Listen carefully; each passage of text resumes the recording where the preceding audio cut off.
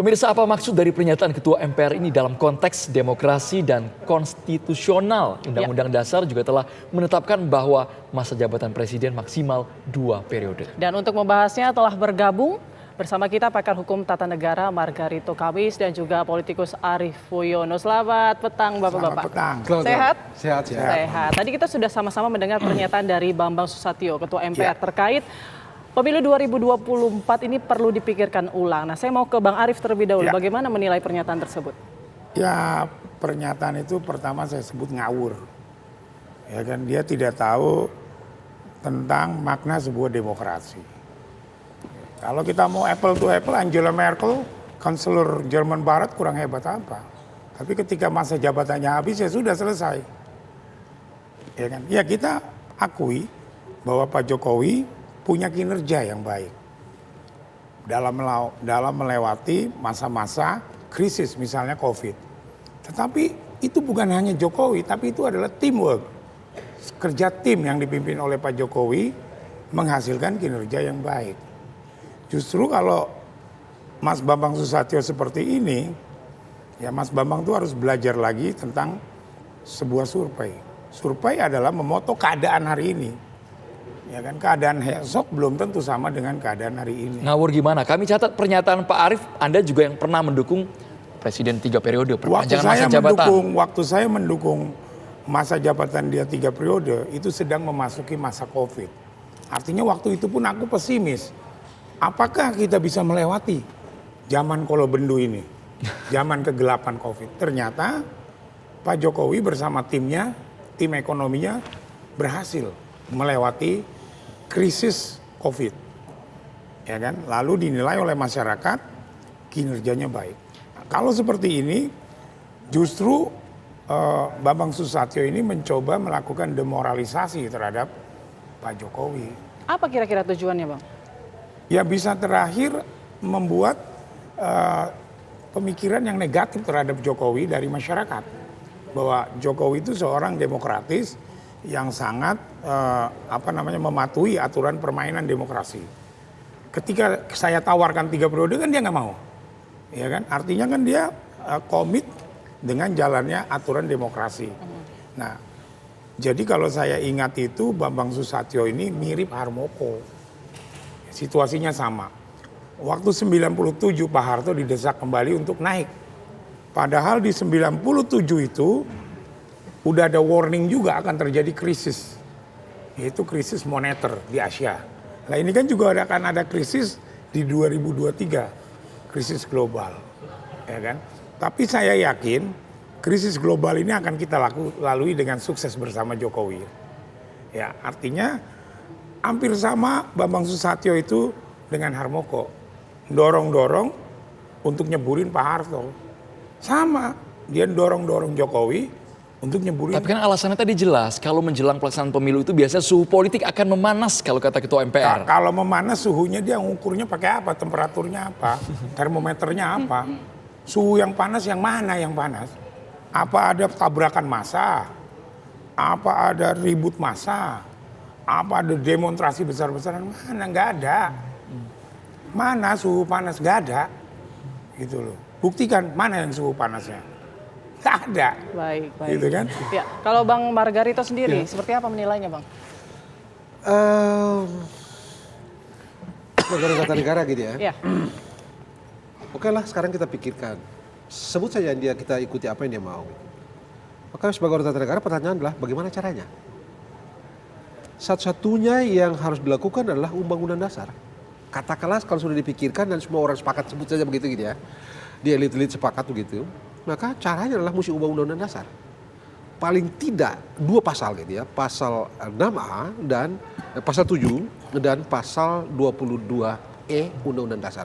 Pemilu untuk memilih bla bla bla bla dilakukan setiap 5 tahun sekali. Ini 2 pasal yang mesti diubah. Dan Undang-Undang Dasar tidak menyediakan itu. Sistem tidak menyediakan itu. Saya tidak bicara politik gitu ya. Satu, yang kedua, sebagai orang yang belajar tata negara, saya mesti bilang, Bambang saya rasa mesti mengerti apa sebab lahirnya pasal 6 dan pasal 22 itu. kalau Bambang mau masuk ke dalam perdebatan di BP MPR pada waktu itu 99 khususnya pada tahun 2000-2001, Bambang akan menemukan bahwa Golkar itu leading dalam dua isu ini. Karena itu pertanyaan kita karena itu pertanyaannya adalah apa Bambang mengerti bagaimana Golkar bekerja keras untuk mendapatkan dua pasal itu pada waktu itu. Nah, dia orang Golkar gitu kan. Nah, saya rasa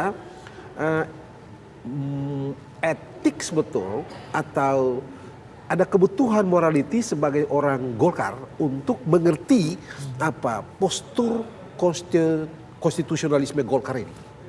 Yaitu tadi Golkar betul-betul berpikir pada waktu itu untuk membatasi masa jabatan presiden dan memastikan agar pemilu terselenggara 5 tahun sekali. Tapi kan ini yang bicara adalah seorang ketua MPR. Nah, itu dia. Kita tahu jelas tugas MPR mengubah menetapkan undang-undang, Bang Margarito. Nah, oke, betul. Tapi apa dasarnya? Kalau Anda menyodorkan itu tadi, orang semua tahu kok. Saya setuju dengan apa Mas Arief bilang tadi. 97 itu Pak Harmoko itu terang-terangan. Pak Harto bilang nggak pikir nggak maju semua rakyat gini, ngarang semua itu. Begitu datang masalah, apa? Orang Golkar di depan suruh mundur kok. Nah, karena itu saya kira penglihatan Pak Arief tadi dari segi politik rasanya mesti dipertimbangkan betul oleh Pak Jokowi. Satu, yang kedua, Pak Jokowi itu bersumpah taat melaksanakan konsisten melaksanakan undang-undang dasar dan hukum. TNI juga sama. Sebab begini, kalau Anda tracking sejarah tata negara, Anda menemukan kenyataan bahwa kalau Anda mengambil tindakan lain di luar undang-undang dasar, maka kuncinya ada di tentara. Karena itu Anda bicara mengenai apa kuda kayu, power play, power game, dan ada bicara ya hukum besi politik yang kuat yang menang, dan itu tentara. Nah, tentara kita apa begitu sekarang ini? Ya. Yang kita tahu tentara konsisten betul terhadap undang-undang dasar. Begitu Anda lihat kan sikap tentara pada waktu presiden kita setelah Pak Habibie gitu ya, Gus Dur pada waktu itu hendak bermain-main dengan konstitusi, membubarkan DPR termasuk Golkar segala macam. Apa yang dilakukan oleh tentara pada waktu itu? Begitu ya. Jadi saya setuju dalam beberapa hal analisanya Pak Arief gitu ya. Pak Jokowi harus mengerti betul agar tidak bermain di isu yang dalam tanda petik agak tidak memiliki nalar ini. Baik, ini ada dugaan untuk memainkan isu tertentu. Kalau Bang Margarito sendiri melihatnya, apa maksud dan tujuan dari pernyataan Ketua MPR ini? Ini mesti orang politik yang bicara begitu ya. Sebab dari segi konstitusi tidak ada cara. Tidak ada cara selain satu-satunya ubah undang-undang dasar. Dua pasal itu yang harus dilakukan. Kalau Anda sepakat untuk memperbaiki atau menunda atau apapun namanya gitu ya.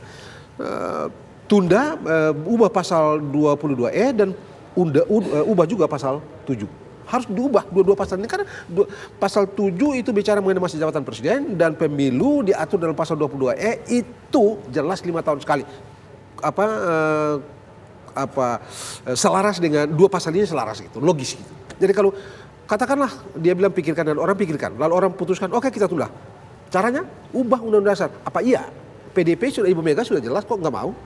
Itu sebabnya gagasan PPHN yang terus-menerus digulirkan itu tidak juga terwujud sampai sekarang karena mereka khawatir, yang kita tahu, yang saya tahu, mereka khawatir kalau masuk melakukan perubahan undang-undang dasar dengan menambah kewenangan atau apapun namanya itu, nanti akan melebar kemana-mana termasuk perpanjangan pengaturan mengenai masa jabatan presiden dan juga ada kemungkinan perpanjangan atau perubahan penundaan pemilu dan segala macam. Itu sebabnya gagasan pembentukan PPN, penambahan kewenangan MPR untuk membuat GBHN itu tidak juga terrealisasi sampai sekarang. Baik, Pak Arief Poyono, tidak ada angin, tidak ada hujan, tiba-tiba pernyataan ini langsung dilontarkan oleh seorang ketua lembaga tinggi negara, ketua MPR. Tujuannya apa, Pak Arief? Sebenarnya kalau kita mau lihat jejak digitalnya, itu dari awal yang namanya Bambang Susatyo dulu itu sudah menginginkan untuk presiden bisa 3 periode di awal.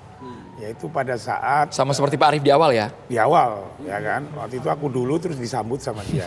Ya kan? Nah, kalau saya melihat hari ini alasannya tidak masuk akal. Dia bilang ini lagi bagus-bagusnya ekonomi. Loh, kok tunda? Kok ditunda? Kita punya duit. Iya. Kecuali ada perang, ada wabah penyakit. Mungkin bisa ditunda. Ya kan? Mau nunda apa? Nah, justru dengan sebuah statement yang dilontarkan oleh Mas Bambang Susatyo Ya, ini ngerusak pasar loh.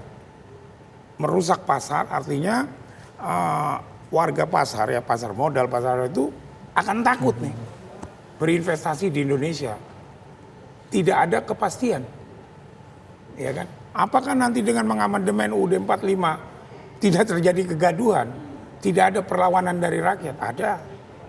Ya kan? Yang saya takut ini ada udang di balik batu, Bamsud ingin seperti ini.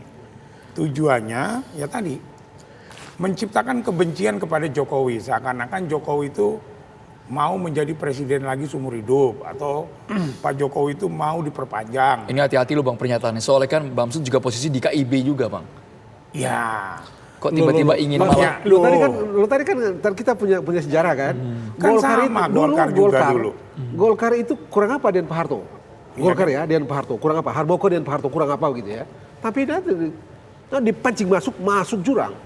Dan sudah di dalam baru yang dibiarin, saya takutkan gitu kan gini ini loh. mesti dipikirkan. Contoh waktu bikin undang-undang KPK, bikin undang-undang, itu masanya ngeri kan. Kemarin aja kita tes 3 periode. Hancur-hancuran kan sampai Ade Armando dipukulin itu kan. Ya kan? Nah, apalagi ini mau merubah demo lagi gede-gedean. Apalagi sudah tidak ada pembatasan untuk pergi ke DPR. Nah, pada saat nanti masyarakat ngumpul di MPR, bisa saja Mas Bamsud ngetok. Tujuannya lain. Politik kan impeach Jokowi. Kita baru recovery akibat COVID-19 itu yang dikatakan oleh Ketua MPR. Nah, apakah itu bisa jadi alasan? Tidak. Tidak sama sekali gitu ya. Orang-orang yang bikin begini loh, kalau kita tracking sejarah pembentukan pasal 7 dan pasal 22 itu berdarah-darah loh. Orang-orang kita ini kan pemain semua 98 gitu. Berdarah-darah untuk mendapatkan pasal 5, pasal 7 dan pasal 8 itu. Bambang mesti mengerti itu. Iya. Saya sih sebenarnya merindukan Bambang menempatkan diri sebagai seorang, apalagi tadi Anda bilang dia ketua lembaga negara begitu ya.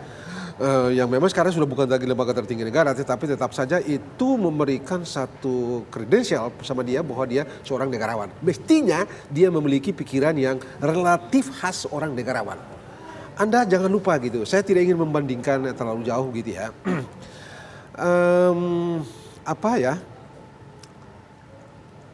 Sejarah pembatasan masa jabatan presiden itu, saya ingat George Washington pernah, itu luar biasa orang itu, presiden pertama di dunia ini gitu ya. Dia ingin, orang menghendaki agar dia terus menjadi presiden, apalagi di masa itu belum ada pembatasan masa jabatan presiden. Tapi apa kata dia? Kalau saya jadi presiden lagi, nanti akan datang orang akan terus menerus mau menjadi presiden. Begitu. Jadi dan itulah yang meletakkan fondasi konstitusional republik yang menghasilkan Amerika seperti sekarang dan menjadi role model demokrasi di dunia sampai dengan sekarang gitu ya. Bahwa di dalam perjalanan beberapa 100 tahun lebih kemudian ada patahan tetapi kemudian dibereskan gitu. Nah, saya menyarankan kepada Bambang untuk belajar betul tentang esensi republik yang tertanam atau yang tertanam di dalam pasal 7 dan pasal 22 itu. Pemilu bukan sekedar memilih presiden, tapi pemilu adalah cara menangkap dan mengekspresikan kebeningan mimpi orang republik untuk menghadirkan sebuah tatanan yang senafas dengan republik. Apa itu? Adil, ada pergantian pemimpin yang secara reguler dan selalu bisa diprediksi, dan pergantian pemimpin itu tidak disandarkan pada kemauan pemimpinnya itu, tetapi pada garis konstitusi. Nah, menurut saya kita kalau mau hebat, mari kita tunduk pada konstitusi. Dulu kita ini semua tahu barangkali ya, orang dulu itu mau bermimpi jadi presiden takut. Pak Harto gitu ya. Anak-anak malah ditanya kalau boleh mimpi yang lain aja deh, jangan mimpi jadi presiden gitu ya. Tapi hasilnya hancur juga kan. Di ujung jalan hebat Pak Harto itu berantakan. Dan mari kita cek sekarang ini. Saya setuju tadi itu. Sampai dengan hari ini recovery nama Pak Harto itu masih susah. Untuk kita menjadikan dia sebagai seorang negarawan hebat dan segala macam dengan seluruh prestasi yang sudah dia miliki begitu ya. Tetap aja masih susah sampai dengan sekarang. Apakah Pak Jokowi mau berada di jalan itu? Menurut saya sebaiknya orang-orang yang dekat dengan Pak Jokowi memperingatkan Pak Jokowi untuk tidak menelan isu ini karena isu ini racun bagi beliau. Pak Arief, tapi kan ini tidak serta-merta karena ada dasar juga lembaga survei yang merilis bahwa 72% masyarakat Indonesia puas akan kinerja Presiden Joko Widodo. Ya tadi kita kan bicara tentang ilmu survei, ilmu probabilitas, ilmu pengukuran. Survei itu dilakukan hari apa? Bulan Agustus 2022. Bulan Agustus. Apakah nanti di Agustus depan Begitu hasilnya akan sama? Kalau dilihat jejak digital, SBY waktu menjabat juga puas semua rakyat. Sampai di akhir jabatannya. Semua lembaga survei mengatakan puas terhadap pemerintahnya SBY. Apalagi puas SBY bisa menyelenggarakan pemilu yang demokratis di 2014 tanpa ada kecurangan. Padahal dia tidak mendukung Pak Jokowi, tapi dia berusaha netral, ya kan? Puas semua juga rakyat waktu dipimpin Pak SBY, puas semua orang juga waktu dipimpin Pak Harto. Tapi kemudian survei itu bisa berubah lagi kemudian Bisa berubah lagi. 2024. Itu dia. Dan Ya kan? Mas Arief, kita ini kan tahu, saya nggak tahu Anda belajar statistik atau tidak gitu ya. Iya. Guru-guru statistik itu bilang, jangan coba-coba langsung telan para statistik, kesimpulan angka-angka dari statistikawan. Bohong terhebat itu adalah statistik. Itu. Jadi ini kan survei pakai sampelnya, kan kita bisa. Tapi kan bukan cuma sokongan dari data tadi lembaga survei, tapi juga ada yang senada, bukan hanya ketua MPR, ini ada ketua DPD Nah, yang itu dia. jawabannya juga sama, mendukung. Ya itu 12-13 orang itu berdua. Saya nggak ngomong ya, kan? itu Mas Arief ya. 12-13 memang orang itu berdua, ya kan? Ya. Artinya ya tujuannya sama, mereka itu melakukan gerakan demoralisasi terhadap pribadinya Jokowi, terhadap pemerintahannya Jokowi. Ya. Tujuannya apa? Ya impeach nanti. Impeach. Nah, itu dia Mbak. Lagi-lagi sebagai orang tata negara ya, caranya adalah ubah undang dasar. Ya, ada dua cara. Cara legal, cara konstitusional, ada usul berapa begitu, orang dibawa ke sana kasih alasan, baru diputuskan dalam paripurna. Itu konstitusional. Track. Di luar cara konstitusional main kayu. Dekret. Jokowi mau dikenang, Pak Jokowi yang sudah mengatakan tidak mau itu mau dikenang sebagai orang kedua di Indonesia yang mengeluarkan dekret yang dalam kajian tata negara ini ditunjuk sebagai tindakan fasis. Baik, tapi, Fasis kalau tapi begini. gimana ini dengan ketua MPR, ketua DPD sendiri sudah menyatakan Nah, ini? karena itu saya bukan orang politik ya, tetapi saya rasa Pak Jokowi mesti mempertimbangkan betul, pembantu-pembantunya mesti mempertimbangkan betul, oleh karena jangan salah, ini politik. Saya kira apa yang dibilang oleh Pak Arief tadi patut dipertimbangkan. Jangan-jangan memang mau dijorokin. Tidak mungkin orang di tingkat nasional tidak melihat sebagai ini adalah pertanda ketidakpastian. Indonesia tidak bisa diprediksi. Bagaimana cara kita membangun, kita berinvestasi dan seterusnya di Indonesia di tengah ketidakpastian untuk hal yang sangat fundamental. Anda bayangkan periodisasi pemilu sudah begitu clear dalam Undang-Undang Dasar, bisa dipotong-potong dengan pertimbangan yang tidak rasional. Apa impactnya mungkin untuk warga, masyarakat? Saya kira udahlah cukup deh Mbak.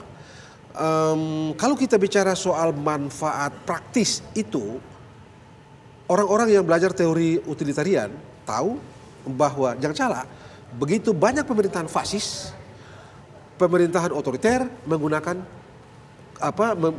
menggunakan paradigma utilitarian itu, yaitu sudah pakai saja manfaat, prosedur, kepastian hukum dan segala macam injak semua, ngarang saja itu manfaat. Nah, saya menyarankan kepada Pak Jokowi jangan pilih track yang dimainkan hari-hari ini, karena itu cuma membuat beliau dikenang sebagai seorang yang tidak baik dalam semua aspek. Kalau bahasa tadi Bang Margarito menjorokkan, kesannya kan ya bukan memberikan jalan yang baik tapi malah sebaliknya Pak Arief Puyono. Meskipun mereka berada di koalisi. Ya begini, kembali lagi kalau bicara tadi survei kan, kinerja kan. Mbak, coba buka lagi hasil-hasil survei. Mayoritas nggak mau 3 periode. Itu loh surveinya siapapun, masyarakat tidak mau Jokowi 3 periode. Nambah 3 tahun aja orang nggak mau. Nggak mau. Ini surveinya soal kinerja Pak. Ya, dia mau bicara tentang kinerja untuk membuat perpanjangan pemerintahan Jokowi. Untuk meletakkan legitimasi kan itu. Untuk melegitimasi politik. Tapi ada itu surveinya juga bebarengan. Bagaimana kalau biasa orang Bahwa survei? rakyat juga tidak menginginkan Jokowi 3 periode. Gitu loh. Nah, besok-besok, Jadi itu gini dia loh, kan. kalau dia pandai bermainnya, bukan dari dia omongannya. Jadi datanglah nih kelompok masyarakat perwakilan menghadap ke Bamsud, ke Bambang Susatyo, mendesak agar melakukan amandemen UUD 45 agar jabatan presiden bisa 3 periode. Itu yang saya perjuangkan loh. Ya, saya tidak pernah menginginkan Jokowi 3 periode, jabatan presiden bisa 3 periode yang terpilih. Bisa dipilih sampai 3 kali. Terpilih. Ya, artinya Jokowi bisa ikut pemilu lagi. Beda. Kalau dia kan menginginkan Jokowi mimpin lagi. Nah, ini cari muka. Atau juga kalau kata orang Jawa, hati-hati nih Mas. Ini jebakan Mas, dia menjorokin. Kalkulasinya kira-kira begini juga nih orang-orang yang bilang gini ya. Kita dorong misalnya Pak Jokowi mau jadi 3 periode. Konsekuensi tata negara yang paling logis adalah kepala-kepala daerah, anggota DPR, anggota DPD, ini semua ditambah masa jabatannya. Gitu dong. Jadi kira-kira mereka ini memperhitungkan tidak akan ada keributan. Karena semua senang. Diperpanjang. Presiden diperpanjang, anggota DPR diperpanjang masa jabatannya, DPD diperpanjang masa jabatannya, gubernur, bupati, semua diperpanjang masa jabatannya. Orang-orang ini disuruh urus saja kekacauan ini. Kalau ada yang ribut di kampung-kampung sana, ya gubernur urus, bupati urus, wali kota urus gitu kan. Semua diurusin. Jadi jangan-jangan mereka kalkulasi, kira-kira ini kalau kalkulasi, udah kita dorong aja ini karena pasti didukung gitu. Jujur ini pertimbangan konyol. Andaikan ada pertimbangan seperti itu, terlintas seperti itu, ini konyol. Berarti Betul-betul pernyataannya konyol. bisa dipertegas apakah ini inkonstitusional? Sudah sebagai wacana sih, sebagai wacana oke-oke saja begitu ya. Tetapi sekali lagi, begitu Anda mau exercise dia, Anda enforce dia secara legal, pertanyaan adalah caranya bagaimana? Ubah undang dasar atau dekret? Kalau dekret, presiden ini akan dicatat sebagai orang kedua yang melakukan dekret. Dan kita tahu semua, era setelah dekret sampai dengan 65, kajian-kajian tata negara, kajian-kajian yang tentang periode ini, Anda menemukan satu kata, otoriter. Untung aja Bung Karno itu hebat sekali gitu ya, dia pendiri, dia macam-macam yang prestasi yang dia miliki untuk bangsa ini. Jadi antara pro dan kontra itu boleh dibilang pada waktu tertentu yang pro beliau itu naik dan pada waktu tertentu memang agak berkurang gitu ya. Itu karena beliau punya historical investasi yang luar biasa begitu ya. Pak Jokowi kan tidak sama sekali. Pak Jokowi dengan semua yang bisa kita sebut kehebatannya yang bisa kita sebut pada beliau susah, menurut saya susah disetarakan dengan Bung Karno. Baik. Begitu, jadi saran saya kalau boleh disampaikan, lupakan 2 isu ini atau 2 saran ini, karena itu cuma membuat Anda dikenang sebagai orang yang dalam tanda petik tidak bagus. Baik, Bang Arief, kalau tadi Anda mengatakan Anda sendiri sudah bisa menggambarkan ya tujuan dari pernyataan Bambang Susatyo ini seperti apa, tapi kenapa masih ada elit-elit politik yang masih mendukung pernyataan tersebut? Ya Atau masih mungkin mendukung monggo aja, tapi kan yang menolak lebih banyak daripada yang mendukung kan. Pak Jokowinya juga menolak. Ibu Mega menolak. Ibu Mega menolak. Kenapa kira-kira? Gini loh. Apakah Pak SBY mau juga? Apakah Pak SBY mau, Ya, Pak Prabowo mau, kan Pak belum Prabowo tentu. mau. Ya kan? Ya kan? Artinya Oke, gini loh. gitu. Tapi Jadi- saya yakin sekenalnya saya Pak Jokowi, dia adalah orang yang komit. Karena dia komit, dia menjadi pemimpin yang berhasil. Artinya komit misalnya dengan janjinya dia, berhasil. Komit dengan kerjanya dia, berhasil. Dan dia sudah berkomit kok, nggak mau jadi presiden lagi. Ya kan? Justru ada apa ini Bamsud hari ini seperti ini dengan Lanyala. Tapi rasanya kurang relevan ketika Anda mengatakan bahwa ini cari muka. Kan sudah menjabat Bang, jadi ketua MPR, jadi ketua DPD. Ya bisa aja cari muka kan. Cari muka untuk? Ya supaya jadi capres kan bisa dia kan. Dicapresin sama Jokowi kan. Dan yang kedua lagi, Cari Pak perhatian Jokowi lebih itu udah tepatnya ya? ngomong di mana-mana. Sudah memberikan kriteria penggantinya dia. Gitu loh. Artinya dia sudah siap untuk lengser ke Prabon. Nah, Apa yang harus dilakukan Jokowi menanggapi pernyataan itu Nggak kira-kira? usah dianggap pertanyaannya. Nggak usah dijawab ya. Karena nggak begitu. berkualitas dan ngawur. Oke. Saya kira iya itu pilihan terbaik. Ya, Pak Jokowi sebaiknya tidak apalagi serius menanggapi ini gitu ya. Anggap saja ini angin lalu, anggap saja ini ya mainan-mainan kecil dalam politik hari-hari ini gitu ya. Politik-politik yang kecil di hari-hari ini. Justru dia lagi manasin suhu politik. Nah, Bayangan lagi itu tuh. manasin suhu politik Iya, ini. karena ini itu bisa masuk provokator dia. Gitu loh kan. Rakyat marah kan nanti demo gitu Ya, kan. Buat jadi- tambah rusak nanti suhunya panas. Bang Arief bilang nggak perlu penjelasan kalau Bang Margarito. Kalau saya bagaimana Jokowi harusnya? siapa Bambang gitu ya. Kalau penjelasannya tadi jujur saja itu tidak reasonable gitu ya. Di mana-mana sih pemerintahan kayak begitu ya. Anda malah harus senang kalau Anda turun di saat situasi sedang bagus. Anda harus turun. Jangan tunggu situasi jatuh baru Anda berhenti gitu. Oh, itu kenangnya tidak bagus. Di dalam sejarah politik dan sejarah tata negara tidak pernah menyebut orang itu sebagai orang yang baik. Saya boleh menunjuk satu-satu dalam sejarah tata negara itu ya. Karena itu menurut saya sebaiknya kalau dikatakan situasi ekonomi kita sekarang sedang baik, terserah dari penilaian orang yang lain gitu ya. Kalau itu diyakini oleh Pak Jokowi, justru disitulah kesempatan beliau turun. Dan itu yang memungkinkan kita memiliki pijakan untuk memberikan penilaian bahwa beliau oke gitu ya.